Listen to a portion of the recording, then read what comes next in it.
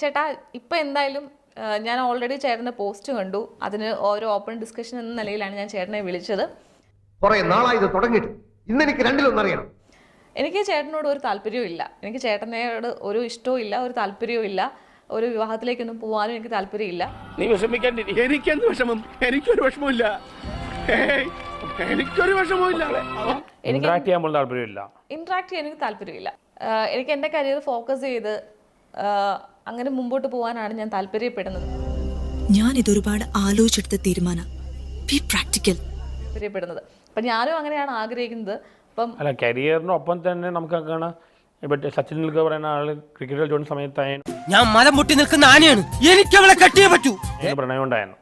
രണ്ടിനും കൂടെ മെയിൻറ്റെയിൻ ചെയ്യാൻ പറ്റില്ലേ? രണ്ടും കൂടെ മെയിൻറ്റെയിൻ ചെയ്യാൻ പറ്റും. എനിക്ക് പ്രണയം തോന്നുന്ന ആളോട് ഞാൻ അത് തുറന്ന് പറയും, അത് മെയിൻറ്റെയിൻ ചെയ്ത് കൊണ്ടുപോകും. Why should I choose you?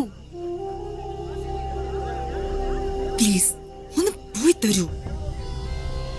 ചെയ്യാനാണ് ഇന്ററാക്ട് ചെയ്യാൻ ചാൻസ് തരുമോ? ഇന്ററാക്ട് ചെയ്യാൻ താല്പര്യമില്ല. 2 മാസം സമയമെങ്കിലും സാർ എനിക്ക് തരണം. വേറെ നിവൃത്തിയില്ലാത്തതുകൊണ്ടാ. Please sir. കാരണം എന്താണ്? കാരണം എന്താണെന്ന് വെച്ചാൽ എനിക്ക് ചേട്ടനോട് അങ്ങനെ ഒരു ഫീലിംഗ് തോന്നുന്നില്ല, അല്ലെങ്കിൽ ഇന്ററാക്ട് ചെയ്യണമെന്ന് ഒരാവശ്യമുണ്ടെന്ന് എനിക്ക് തോന്നുന്നില്ല. പ്രായച്ചിത്തം ചെയ്യാനെങ്കിലും എന്നോട് കരുണ കാണിക്കുക. കരുണ. I respect your decision. ഇപ്പോഴേ പറഞ്ഞത് നന്നായി. ഇപ്പൊ നിത്യമന കേസിലല്ല അവർ 5 വർഷം കഴിഞ്ഞിട്ടാ പറഞ്ഞത്. അതുകൊണ്ട് ഞാൻ അതൊക്കെ മറക്കാൻ ശ്രമിക്കുകയാണ് കുട്ടിയെ. നമ്മൾ ഇപ്പൊ തന്നെ ഒരു ഓപ്പൺ ഡിസ്കഷൻ വെച്ചത്. പക്ഷെ എനിക്കൊന്ന് ഇന്ററാക്ട് ചെയ്യാൻ ചാൻസ് തരണമായിരുന്നു. ഇന്ററാക്ട് ചെയ്യാൻ ഒരു ചാൻസ് തരണമായിരുന്നു എന്നാണ് ഞാൻ പറഞ്ഞത്. താല്പര്യമില്ല, നിങ്ങളുമായിട്ടൊരു ബന്ധത്തിന് താല്പര്യമില്ല. ഓക്കെ, മേ ബി ചേട്ടൻ എന്നോട് നേരിട്ട് വന്ന് ആദ്യമേ സംസാരിച്ചെങ്കിൽ ചിലപ്പോൾ ഞാൻ ചേട്ടനോട് ഒന്ന് മിണ്ടുമായിരുന്നു.